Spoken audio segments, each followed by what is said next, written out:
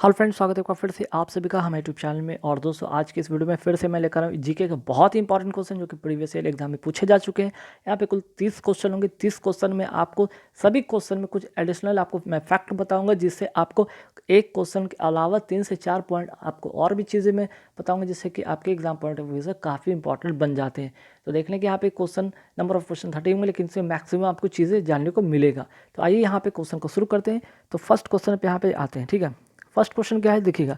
निम्नलिखित में से किसी उपराष्ट्रपति के चुनाव में मतदान करने का अधिकार है? 4 यहाँ पे ऑप्शन दिखेगा, आप कंफ्यूज जरूर होंगे यहाँ पे, क्योंकि लोकसभा, राज्यसभा, विधानसभा के निर्वाचित सदस्यों का भी ऑप्शन है, लोकसभा तथा राज्यसभा के निर्वाचित सदस्यों को भी है, लोकसभा राज्यसभा के सभी सदस्यों को भी है। ठीक है, तो यहाँ पे समझिएगा निर्वाचित सदस्य भी है और सभी सदस्य भी है। तो यहाँ पे जो आंसर कौन सा होगा ये जानना है। ठीक है, आपको आंसर यहाँ पे कौन सा होगा ये बताना है। तो इसका जो करेक्ट आंसर होगा वो होगा क्या? इसका जो करेक्ट आंसर होगा वो होगा सी। ठीक है, इसका करेक्ट आंसर होगा सी। इसका करेक्ट आंसर होगा सी। ठीक है, मीन्स कि ग इसका करेक्ट आंसर होगा। चलिए आगे बढ़ेंगे सवाल पे। नेक्स्ट जो क्वेश्चन क्या है यहाँ पे देखिएगा। नेक्स्ट है कि द्वितीय पंचवर्षीय योजना का मुख्य उद्देश्य क्या था? मुख्य उद्देश्य क्या था, इसका करेक्ट आंसर आपको बताना है। तो इसका जो मुख्य उद्देश्य क्या था भाई, यहाँ पे जो था तीव्र औद्योगिक विकास करना था। इसका करेक्ट आंसर हो जाएगा तीव्र औद्योगिक विकास करना था। ठीक है, तीव्र औद्योगिक विकास करना था, है ना। तो और भी इसमें क्या फैक्ट है, तो देखिए द्वितीय पंचवर्षीय योजना से आपको कई बार एग्जाम में सवाल आते हैं। पहला क्वेश्चन क्या आएगा, ध्यान रखिए कि जो प्रथम पंचवर्षीय योजना था, ठीक है, जो इसका प्रथम जो था फर्स्ट पंचवर्षीय योजना था, वो किस मॉडल पर आधारित है ये आता है। तो इसका जो करेक्ट आंसर हो जाएगा हेराल्ड। ठीक है, हेराल्ड डोमर। ठीक, हेराल्ड डोमर मॉडल पे आता है। यहाँ से एक सवाल आप यहाँ से सीख लिए, है ना, ये चीज़ हो गया। दूसरा यहाँ से एक और सवाल आता है कि आपका ये द्वितीय पंचवर्षीय योजना, इसके सेकंड पंचवर्षीय योजना किस मॉडल पर आधारित है, किस पर आधारित है? तो द्वितीय पंचवर्षीय योजना का जो मॉडल था किसने दिया था, तो पीसी। ठीक है, पीसी, ये काफ़ी बार एग्जाम में पूछा गया, महाल नोबिस। ठीक है, ये याद रखिएगा। यहाँ से 2 फैक्ट मैंने आपको बताया। प्रथम पंचवर्षीय योजना हेराल्ड डोमर मॉडल पर आधारित था। द्वितीय पंचवर्षीय योजना जो था आपका पीसी महाल नोबिस के आधार पर था। ठीक है, उनके मॉडल पे आधारित था। ठीक है, चलिए और यहाँ पे एक चीज़ और क्या जानने लायक है कि देखिए यहाँ पे भारत में सांख्यिकी के जनक की अगर बात करते हैं, चूँकि यहाँ पे महाल नोबिस के बारे में बात हो रहा है, तो महाल नोबिस के बारे में, इनके बारे में थोड़ा सा और जाने की, ये और भी क्या थे, तो भारत में सांख्यिकी के जनक। ठीक है, भारत में सांख्यिकी के जनक इनको माना जाता है ना। तो आपको 3 फैक्ट और याद हो गया। एक तो कि द्वितीय पंचवर्षीय योजना का मुख्य उद्देश्य तीव्र औद्योगिक विकास था। इसका एक और फैक्ट था कि पहला जो पंचवर्षीय मॉडल दिया गया था हेराल्ड डोमर मॉडल पर आधारित था। द्वितीय पंचवर्षीय योजना जो था पीसी महाल नोबिस पे के मॉडल पे आधारित था। और अगर बात करते हैं पीसी महाल नोबिस भारत में सांख्यिकी जनक कहा जाता है इनको। ठीक है, चलिए आगे बढ़ेंगे सवाल पे। नेक्स्ट जो क्वेश्चन कि सर सैयद अहमद खां के संस्थापक थे, है ना, सर सैयद अहमद खां संस्थापक थे किसके? यहाँ पे आपको 4 ऑप्शन दिख रहा होगा, आपको इसमें बताना है। तो इसका जो करेक्ट आंसर होगा अलीगढ़ मुस्लिम विश्वविद्यालय की। ठीक है, अलीगढ़ मुस्लिम विश्वविद्यालय का स्थापना इन्होंने किया था। कब किया था? 1920 में। एक और यहाँ से फैक्ट याद रखिएगा। ठीक है, एक और, अच्छा यहाँ पे एक और आपको दिख रहा है कि बनारस हिंदू विश्वविद्यालय। बनारस हिंदू विश्वविद्यालय की स्थापना किसने किया था? तो ये किया गया था किनके द्वारा? तो मदन मोहन मालवीय द्वारा। ठीक है, मदन मोहन मालवीय द्वारा, है ना, मदन मोहन मालवीय द्वारा। कब किया गया था? 1916। ठीक है, 1916 ईस्वी में किया गया था बनारस हिंदू विश्वविद्यालय की स्थापना मदन मोहन मालवीय के द्वारा। ठीक है, एक यहाँ पे जामिया मालिया इस्लामिया के बारे में भी यहाँ पे देख लेंगे, ये किसके द्वारा किया गया था? तो डॉक्टर जाकिर हुसैन। ठीक है, डॉक्टर जाकिर हुसैन, है ना, डॉक्टर जाकिर हुसैन के द्वारा किया गया था 1938 में। चलिए यहाँ से आपको 3 फैक्ट और मिल गया, है ना, 3 फैक्ट आपने और जान लिया। आगे बढ़ेंगे सवाल पे कि सरदार सरोवर बांध किस नदी पर है? ठीक है, सरदार सरोवर बांध किस नदी पर, ये आपको बताना है। तो इसका जो करेक्ट आंसर हो जाएगा वो होगा नर्मदा नदी। सरदार सरोवर बांध जो है नर्मदा नदी पर है। अच्छा, नर्मदा नदी का जो है कहाँ से निकलती है, तो ये नदी निकलती अमरकंटक की पहाड़ी से, अमरकंटक की पहाड़ी से, ठीक है, अमरकंटक की पहाड़ी से निकलती है। ठीक, एक और यहाँ पे एक बहुत इंपॉर्टेंट क्वेश्चन है। अच्छा, यहाँ पे नर्मदा नदी कहाँ गिरती है, तो अरब सागर में गिरती है ना। कहाँ गिरती है, अरब सागर में ये गिरती है। यहाँ से एक और फैक्ट, एक फैक्ट और है कि कावेरी जल विवाद, ठीक है, कावेरी एक जल विवाद है, ठीक है, किसके किसके बीच में है भाई, यहाँ पे नोट कर लीजिए, कर्नाटक और तमिलनाडु, ठीक है ना, कर्नाटक एंड तमिलनाडु, ये फैक्ट याद रखिएगा। चलिए आगे बढ़ेंगे सवाल पे। कोचीन प्रसिद्ध है, कोचीन किसके लिए प्रसिद्ध है भाई, तो जो कोचीन है प्रसिद्ध है जहाज निर्माण के लिए, ठीक है, ये जहाज निर्माण के लिए प्रसिद्ध है। तो यहाँ से कुछ कुछ और फैक्ट आप देखेंगे, है ना। तो सबसे पहले यहाँ पे बात कीजिएगा कोचीन बंदरगाह की बात, सॉरी कोचीन प्रसिद्ध किसके लिए, तो यहाँ पे आपको पता चलेगा कि जहाज निर्माण के लिए हो गया। अच्छा, कोचीन जो बंदरगाह है ना, भारत का सबसे विस्तृत प्रणाली वाला बंदरगाह है, ठीक है।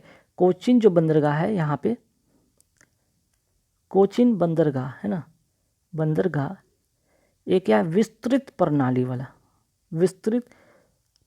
वाला बंदरगाह है ना। यहाँ से क्वेश्चन आता है, कोचीन बंदरगाह विस्तृत प्रणाली वाला बंदरगाह है। अब यहाँ से समझिएगा, सबसे बड़ा बंदरगाह कौन सा है भाई, मुंबई, ठीक है। एक फैक्ट और याद रखिए, भारत का प्राकृतिक एवं गहरा बंदरगाह, प्राकृतिक एवं गहरा बंदरगाह क्या है भाई, विशाखापत्तनम है ना, आंध्र प्रदेश में है। फिर और क्या है, यहाँ से एक ज्वारी बंदरगाह होता है, ज्वारी बंदरगाह है ना, ये कहाँ है, कांडला, जो कि गुजरात में है, कांडला गुजरात में है ना। एक कृत्रिम बंदरगाह, ठीक है, कृत्रिम बंदरगाह कहाँ है, कृत्रिम बंदरगाह हो जाएगा आपका चेन्नई में, ठीक है, चेन्नई। तो यहाँ पे 3-4 फैक्ट आपको मैंने बताया, सबसे बड़ा बंदरगाह मुंबई, प्राकृतिक एवं गहरा, प्राकृतिक एवं आपको मैंने 3-4 फैक्ट मैंने बताया। आई होप कि यहाँ पे चीज़ें आपको समझ में आ गई। सबसे बड़ा बंदरगाह मुंबई, सब कृत्रिम बंदरगाह चेन्नई, भारत का प्राकृतिक एवं गहरा बंदरगाह विशाखापत्तनम, ज्वारी बंदरगाह कंडला, है ना। चलिए आगे बढ़ेंगे सवाल पे। बड़े नगरों में स्थानीय स्वशासन की संस्थाएं क्या कहलाती है, ठीक है। तो इसका जो करेक्ट आंसर हो जाएगा वो होगा नगर निगम, इसका करेक्ट आंसर हो जाएगा नगर निगम।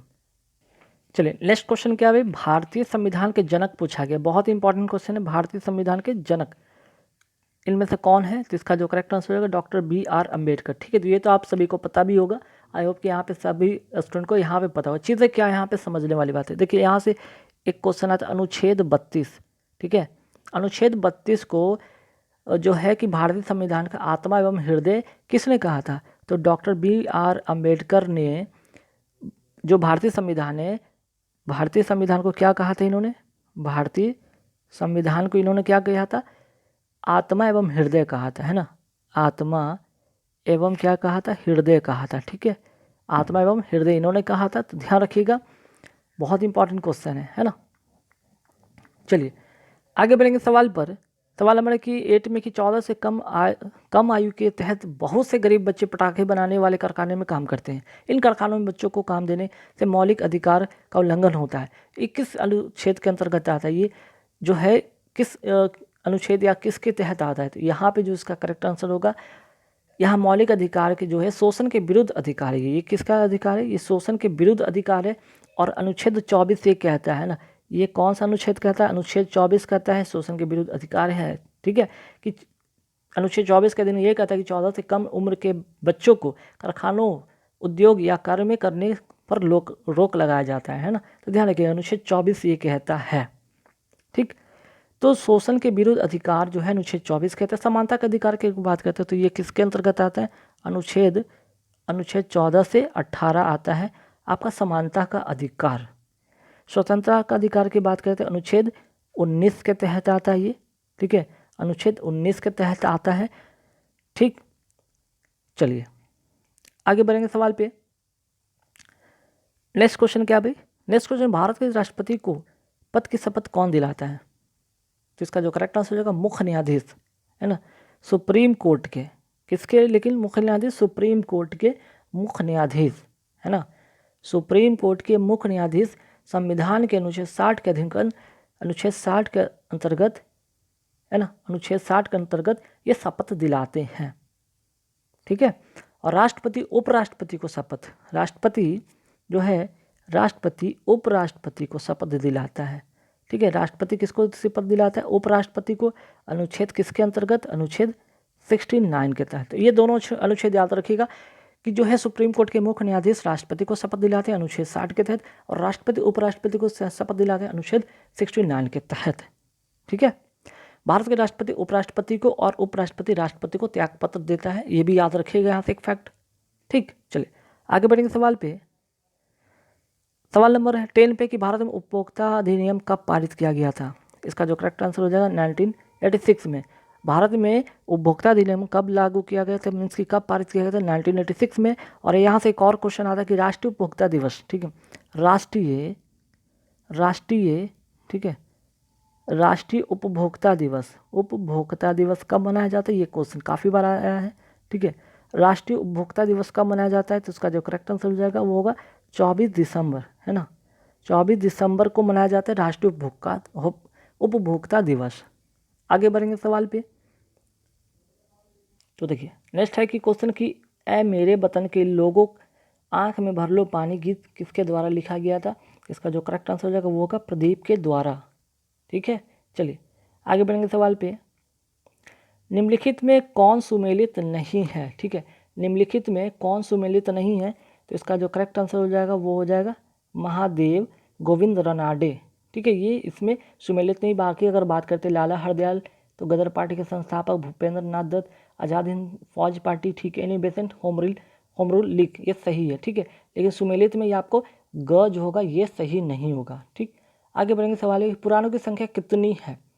पुराणों की संख्या कितनी है? तो इसका जो करेक्ट आंसर हो जाएगा वो होगा, यहाँ पे ऑप्शन बताएं आप लोग, सॉरी आंसर बताएंगे, 18 होगा। ठीक है, पुराणों की संख्या कितना है? 18 है। अगर बात करते हैं मत्स्य पुराण की बात करते हैं तो मत्स्य जो पुराण है ना, यहाँ पे ध्यान रखिएगा, मत्स्य जो पुराण है ये सबसे पुराना पुराण है ना, ये सबसे क्या है? सबसे पुराना पुराण है, सबसे पुराना पुराण है। और मत्स्य पुराण से ही सातवाहन काल की जानकारी मिलती है। इसी से सातवाहन काल की जो है यहाँ पे क्या होता है, जानकारी मिलती है। आगे बढ़ेंगे सवाल पे कि भैंसा सिंगी नामक जनजाति कहाँ पाई जाती है? तो भैंसा सिंगी नामक जनजाति जो पाई जाती है नागालैंड में पाया जाता है। आगे बढ़ेंगे सवाल पे। उच्चतम न्यायालय में भारत की प्रथम महिला न्यायाधीश कौन बनी थी? इसका जो करेक्ट आंसर हो जाएगा विजय लक्ष्मी पंडित। इसका जो करेक्ट आंसर हो जाएगा वो क्या हो जाएगा, इसका जो करेक्ट आंसर हो जाएगा वो हो जाएगा विजय लक्ष्मी पंडित। ठीक है, आगे बढ़ेंगे सवाल पे। सवाल नंबर कौन सा है भाई? 16 पे आते हैं। ठीक है, सवाल नंबर 16 पे आते हैं। भारतीय संविधान में मूल कर्तव्य के प्रावधान की संस्तुति निम्नलिखित में किसने की थी?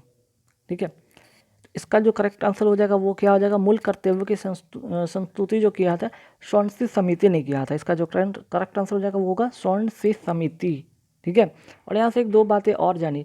मौलिक कर्तव्य को अगर बात करते हैं, ये मौलिक कर्तव्य है। ठीक है, 42वां संशोधन के द्वारा संविधान में जोड़ा गया, 42वां संशोधन के द्वारा संविधान में जोड़ा गया। ठीक है, ध्यान रखिएगा 42वां संशोधन के द्वारा जोड़ा गया था। और अगर बात करते हैं कहाँ से लिया गया, यहाँ पे मौलिक कर्तव्य कहाँ से लिया गया, तो रूस से लिया गया। यहाँ पे ये भी याद रखिएगा संविधान के भाग कौन से में आता है, ये भाग 4A में आता है। एवं अनुच्छेद की बात करते हैं तो अनुच्छेद किस में आता है, ये भाग 4A में। और अनुच्छेद की बात करते हैं तो 51A में आता है। ठीक है, 51A में आता है। ठीक है। मौलिक कर्तव्य की अगर संख्या की बात करते हैं, कुल 11 मौलिक कर्तव्यों की संख्या है। तो इतना सारा फैक्ट आपको याद रखना है कि स्वर्ण समिति की सिफारिश पर मौलिक कर्तव्य को 42वां संविधान संशोधन के द्वारा भारत के संविधान में जोड़ा गया, जो सोवियत रूस या रूस के संविधान से लिया गया है। मौलिक कर्तव्य की बात करते हैं तो संविधान के भाग 4 में है, अनुच्छेद 51A में है। मौलिक कर्तव्य की कुल संख्या 11 है। वेरी वेरी इंपॉर्टेंट क्वेश्चन है गाइस। चलिए आगे बढ़ते सवाल नंबर 17 पे। आपातकाल की घोषणा निम्नलिखित में किस अनुच्छेद के अंतर्गत किया गया है? तो आपातकाल की घोषणा किया गया है तो 352 के तहत। ठीक है, आपातकाल की घोषणा 352 के तहत किया गया है। भारतीय संविधान 3 प्रकार का आपातकाल घोषित किया है। एक तो 352, ठीक है, तो ये तो आपातकाल की घोषणा हो गया, है ना। 352 हो गया राष्ट्रीय आपात, ये हो गया राष्ट्रीय आपात। अच्छा 356 कौन सा होगा? यहाँ से एक और आपात है, ये राष्ट्रपति शासन से होता है। ठीक है, राष्ट्रपति शासन होता है। एक और है आपका 352-56 और एक होता है 360। ठीक है, 360 अनुच्छेद 360 के अंतर्गत क्या आता है? वित्तीय आपात, ये होता है वित्तीय आपात। अब यहाँ से इंपॉर्टेंट चीज़ क्या है कि वित्तीय आपात अब तक एक बार भी लागू नहीं किया गया है। ठीक है, राष्ट्रपति की बात करते हैं, राष्ट्रीय आपात की बात करते हैं, ये अब तक कितनी बार लग चुका है? 3 बार लग चुका है ना, 3 बार लग चुका है, 1962, 1971 एवं 1975 में। ठीक है, चलिए आगे बढ़ेंगे सवाल पे। निम्नलिखित में किसने भारत में सर्वप्रथम व्यापार केंद्र स्थापित किया? तो देखिए इसका जो करेक्ट आंसर होगा वो क्या हो जाएगा यहाँ पे? पुर्तगाली। ठीक है, इसका जो करेक्ट आंसर होगा वो क्या होगा? पुर्तगालियों ने। और कब किया था यहाँ पे? अगर बात करते हैं यहाँ पे एक और फैक्ट की बात करते हैं तो सर्वप्रथम पुर्तगाली ने 1498 में व्यापारिक केंद्र स्थापित किया था, 1498 में, है ना। तो यहाँ से एक फैक्ट और याद रखिएगा, एक फैक्ट और याद रखिएगा। चलिए आगे बढ़ेंगे सवाल पे। सिंधु घाटी लिपि का सूचना स्रोत ज्ञात होता है, कहाँ से ज्ञात होता है? तो ये मुहर से। ठीक है, किससे प्राप्त होता है? मुहर से। सिंधु घाटी से बहुत ही इंपॉर्टेंट क्वेश्चन, सिंधु घाटी से बहुत क्वेश्चन आता है। जैसे पहला अगर क्वेश्चन की बात करते हैं यहाँ पे, इसकी लिपि कैसी थी? सिंधु घाटी की लिपि थी भाव चित्रात्मक, है ना, भाव चित्रात्मक। दूसरा फैक्ट और याद रखिए कि सिंधु घाटी जो सभ्यता था वो कैसी सभ्यता था? सभ्यता इसकी थी जो वो थी शहरी। ठीक है, शहरी सभ्यता थी। यहाँ से एक और फैक्ट याद रखिएगा, समाज कैसा था? तो मातृसत्तात्मक। ठीक है, समाज कैसा था? समाज की बात करते हो तो मातृसत्तात्मक, है ना। एक और यहाँ से फैक्ट याद हो गया। तो 2-3 फैक्ट यहाँ पे है जो कि आप याद रखेंगे। ठीक है, सिंधु घाटी की सभ्यता की बात करते हैं तो उस समय भवनों के निर्माण में ग्रिड पद्धति का भी प्रयोग होता था, यहाँ से एक और याद रखिएगा। ठीक, तो चलिए आगे बढ़ेंगे सवाल पे कि निम्नलिखित में से किस सिख गुरु को जहांगीर ने मृत्युदंड दिया था? तो 5वें गुरु गुरु अर्जुन देव ने, ये 5th गुरु थे गुरु अर्जुन देव। ठीक है, याद रखिएगा 5th गुरु, 5वें गुरु जो थे, इनको जहांगीर ने मृत्युदंड दिया था। एक और यहाँ से आते हैं यहाँ पे गुरु तेग बहादुर, ये 9वें गुरु थे, है ना, ये 9वें गुरु थे। इनको किसने मरवाया था? तो ये इनको मरवाया था औरंगजेब ने। ठीक है, औरंगजेब ने इनको मरवाया था। ठीक है, और गुरु तेग बहादुर को इस्लाम धर्म स्वीकार नहीं करने के कारण इनको दिल्ली में इनकी हत्या कर दी गई। क्लियर, चलिए आगे बढ़ेंगे सवाल पर। सवाल नंबर 21 पे आते हैं। सवाल नंबर 21 में क्या है भाई? सवाल नंबर 21 क्या है यहाँ पे? ठीक है, 1917 के मद्रास, ठीक है, 1917 के मद्रास कलकत्ता अधिवेशन, 1917 के मद्रास कलकत्ता अधिवेशन में कांग्रेस के अध्यक्ष थे, है ना। एक सेकंड क्वेश्चन देख लेते हैं यहाँ पे। मद्रास कलकत्ता अधिवेशन 1917 के कलकत्ता अधिवेशन होगा यहाँ पे, है ना। यहाँ पे मद्रास अधिवेशन कर लीजिए, कलकत्ता नहीं, यहाँ पे मद्रास कर लीजिए, मिसप्रिंट है। 1917 के मद्रास अधिवेशन में कांग्रेस के अध्यक्ष कौन थे? इसका जो करेक्ट आंसर हो जाएगा वो हो जाएगा एनी बेसेंट। ठीक है, एनी बेसेंट यहाँ पे जो है प्रथम महिला अध्यक्ष थी कांग्रेस की, ये पहली महिला जो थी अध्यक्ष बनी थी। यहाँ पे एक और क्वेश्चन आता है कि कांग्रेस की पहली महिला अध्यक्ष कौन बनी थी? Annie Besant. कब बनी थी? 1917 के मद्रास अधिवेशन में। ठीक, अगर बात करते हैं भारत, ये तो हो गई, ये हो गया यहाँ पे सिर्फ प्रथम की महिला की बात होगी, लेकिन प्रथम भारतीय महिला की बात करें तो भारतीय, उस पर भी प्रथम की बात करें तो ये कौन थी? ये हो जाएंगी कांग्रेस के जो अध्यक्ष बनी थी सरोजनी नायडू। ठीक है, सरोजनी नायडू कब बनी थी? 1925। किस अधिवेशन में? तो कानपुर अधिवेशन। ठीक है, यहाँ से एक और फैक्ट याद रखिएगा। ठीक है, एक और फैक्ट याद है कि मौलाना अबुल कलाम आज़ाद 1923 ईस्वी में कांग्रेस के अध्यक्ष बने और सबसे युवा अध्यक्ष हैं। ठीक है, चलिए आगे बढ़ेंगे सवाल पे। सवाल नंबर 22, वंदे मातरम के प्रथम संपादक कौन थे? वंदे मातरम के प्रथम संपादक कौन थे? अरविंद घोष थे। इसका करेक्ट आंसर हो जाएगा अरविंद घोष। ठीक है, और वंदे मातरम के रचयिता की बात करते हैं तो संपादक की बात है, रचयिता की बात करते हैं तो रचयिता कौन थे यहाँ पे? बंकिम चंद्र चटर्जी। यही थे, क्या थे? रचयिता, है ना। किसके? वंदे मातरम के रचयिता थे बंकिम चंद्र चटर्जी। आगे बढ़ेंगे सवाल पे, निम्नलिखित में किस राज्य में दुधवा नेशनल पार्क है? दुधवा नेशनल पार्क किस राज्य में? तो इसका जो करेक्ट आंसर हो जाएगा वो हो जाएगा उत्तर प्रदेश, जो कि बाघ के लिए है ना। ये किसके लिए है? बाघ के लिए। चल आगे बढ़ेंगे सवाल पे। नेक्स्ट जो क्वेश्चन है कि नर्तकी की कांस्य मोती की प्राप्ति स्थल कौन सा है? तो इसका जो करेक्ट आंसर हो जाएगा वो हो जाएगा मोहनजोदड़ो। ठीक है, आगे बढ़ेंगे सवाल पे, अभिज्ञान शकुंतलम किसके द्वारा लिखा गया था? तो इसका जो करेक्ट आंसर हो जाएगा वो होगा कालिदास के द्वारा। नेक्स्ट क्वेश्चन, दक्षिण भारत की सर्वाधिक प्राचीन एवं समृद्ध भाषा कौन सी है? तो इसका करेक्ट आंसर हो जाएगा तमिल। ठीक है, नेक्स्ट क्वेश्चन है कि चीनी यात्री हेनसांग भारत आया था तो किसके शासनकाल में आया था? तो इसका जो करेक्ट आंसर है हेनसांग हर्षवर्धन के राज्यकाल में आया था। ठीक है, हर्षवर्धन के राज्यकाल में आया था। अगर बात करते फाहियान, ठीक है, फाहियान किसके शासनकाल में आया था? तो ये इसका जो करेक्ट आंसर हो जाएगा चंद्रगुप्त द्वितीय के शासनकाल में आया था। ठीक है, नेक्स्ट क्वेश्चन है कि अंकोर वाट का विशाल विष्णु मंदिर कहाँ स्थित है? इसका जो करेक्ट आंसर हो जाएगा कंबोडिया में। ठीक है, आगे बढ़ेंगे सवाल पे कि कुशल स्थानीय स्वायत्त शासन के लिए विख्यात दक्षिण भारत का राजवंश कौन था? तो इसका जो करेक्ट आंसर हो जाएगा वो होगा चोल राजवंश, है ना। इसका करेक्ट आंसर हो जाएगा चोल राजवंश। और इसका संस्थापक कौन था भाई? संस्थापक, है ना। इसका संस्थापक जो था कौन था? विजयालय। यहाँ से ये भी क्वेश्चन काफ़ी बार पूछा गया है। चलिए आगे बढ़ेंगे सवाल पे कि कला की गंधार शैली की उत्पत्ति कहाँ हुई थी? इसका करेक्ट आंसर हो जाएगा कनिष्क के राज्यकाल में। ठीक है, तो गाइज आई होप कि यहाँ पे आपको 30 जो क्वेश्चन मैंने कराए इन सारे में काफ़ी सारे फैक्ट थे, आप उन्हें ज़रूर रख लीजिएगा। 30 क्वेश्चन से मैं समझता अगर हर में 3-3 फैक्ट भी आपने सीखा हो तो 90 आपको क्वेश्चन एक पैकेज मिला है। 90 क्वेश्चन 100 क्वेश्चन का एक पैकेज आपको मैंने दिया। इस वीडियो को पूरा शुरू से अंत तक देखिएगा, सारे क्वेश्चन को नोट कीजिएगा, स्क्रीनशॉट लेकर रखिएगा। इस वीडियो को मैं टेलीग्राम पर भी शेयर कर दूँ, वहाँ से भी आप लोग देख सकते हैं। वीडियो अच्छी लगे तो लाइक कर देना, शेयर कर देना। फिर मिलेंगे एक नए वीडियो के साथ। Thank you very much.